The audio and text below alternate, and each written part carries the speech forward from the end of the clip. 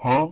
No, IGN, Curios don't have a 100% drop rate from Maniac and Proud difficulties. Hello ladies and gentlemen, welcome to the Game Club. I'm Graham. And I'm George. Some of the best endgame sigils are only accessible through appraising Curios, and well, the drop rate on these sigils is not very high, and you'll quickly find out you need a lot of Curios. So what's the best way to farm Curios? Well, unlike IGN would have you believe, Curios are not guaranteed in Maniac and Proud fights. Very hard and extreme fights have about a 70% drop rate, while Maniac and Proud have an 80% drop rate. As such, which fights to farm actually breaks down in a few different ways depending on where you are in the endgame and what your specific goals are. If all you're looking for is Curios and nothing else, either because you have a max out character or whatever other reason, there are 3 fights we recommend. Golemology 102, Wings of Antiquity, and the next hot topic fights in very hard difficulty. Not only will you enjoy that 70% drop rate while also being able to AFK the fights, you'll simultaneously farm Earth Shards from Golemology and Fire Shards from the other 2 fights. These shards are important because the Earth and Fire Shards can be turned into the future-proof trading repeatable side quests for some extra MSP. You're going to be doing the fights anyways, so you might as well double down on some rewards.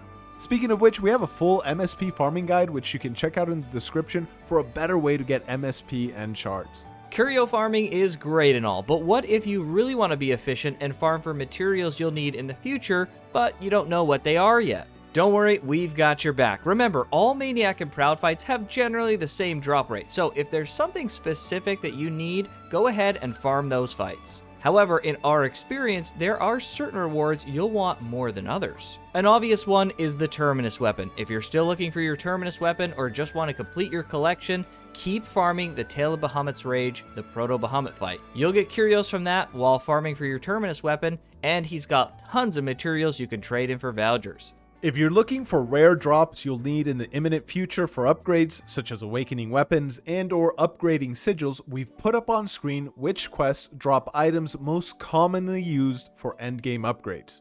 Bear in mind these are Proud and Maniac fights, so you'll get better mileage farming these with a group. Yes, we know they're not as easy as an AFK Curio farm, but these are things you'll need to farm anyways, so this way you can kill 2 birds with 1 stone. And there you have it. Like we said, which fights to do will depend on your goals, but you'll likely need to do the Proud fights we mentioned more than others, and if you're going to be farming them, feel relieved knowing you'll also be farming for Curios in the process. We've got a lot more relink content coming your way, so if you're interested in checking out more guides and maybe some interesting prep for upcoming raids, subscribe. But with that, we'll see you in the next one. See you, everybody!